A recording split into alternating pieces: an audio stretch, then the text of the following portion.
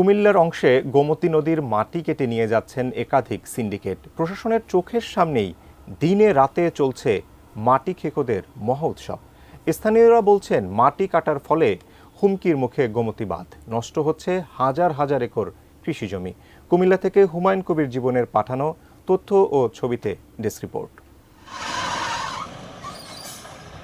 রাত নামলেই এভাবে ট্রাক ভরে ভরে মাটি নিয়ে যায় মাটি খেকোর দল। প্রশাসনের নিষেধাজ্ঞা না মেনেই প্রতিদিন শত শত ট্রাক এভাবে ওঠানামা করছে নদীর বাঁধ দিয়ে। নদীর ভেতরে মাটি কাটার কারণে হুমকির মুখে পড়েছে বাঁধ, সড়ক ও সেতু।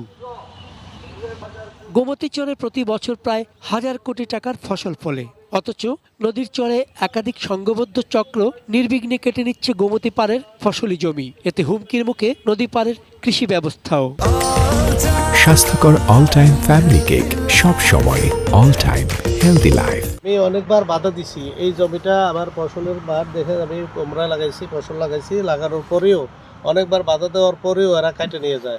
বালু নিয়ে, মাটি নিয়ে নদীকে এমনভাবে দূষিত করছে, আসলে এই নদীটা আমাদের প্রাণের ঘুমতে এখন মরতে বসেছে। রাজনৈতিক দলের নেতা ও প্রশাসনের লোকজনকে ম্যানেজ করেই চলছে প্রভাবশালীদের মাটি লুট। স্থানীয়রা মাটি খেকোদেরকে চেনেন, কিন্তু ভয়ে মুখ খুলতে পারেন না। ভূমি খেকুরা যারা মাটি খেকু, তারা রাতে দিনে সবসময় মাটি নিয়ে যেতেছে। এটা রক্ষা করার জন্য যে প্রশাসনের যে দরকার, তৎপরতা দরকার, এই তৎপরতা নাই। কুমিল্লার অতিরিক্ত জেলা প্রশাসক পঙ্কজ বড়ুয়া জানান, গোমতীর মাটি খেকোদের বিরুদ্ধে কঠোর পদক্ষেপ নেওয়া হচ্ছে। গোমতীর পাড় রক্ষায় এবং একই সাথে আমাদের গোমতীর পাড়ের আমাদের যে বিস্তীর্ণ যে ফসলি জমি আছে তার টপসয়েল রক্ষার জন্য আমাদের কিন্তু মোবাইল কোর্ট পরিচালিত হচ্ছে এবং এই বিষয়ে আমরা আমাদের নজরদারি অব্যাহত আছে। শুক্রবার রাতে গোমতী নদীর চর থেকে মাটি কাটার অভিযোগে পালপাড়া এলাকায় 6টি ট্রাক আটক করে ভ্রাম্যমাণ আদালত। 2টি ট্রাকের চালককে 1 মাস করে জেল এবং অপর 4টি ট্রাকের চালককে 1,10,000 টাকা জরিমানা করা হয়। চন্দন পাল, ডেস্ক রিপোর্ট, এটিএন নিউজ।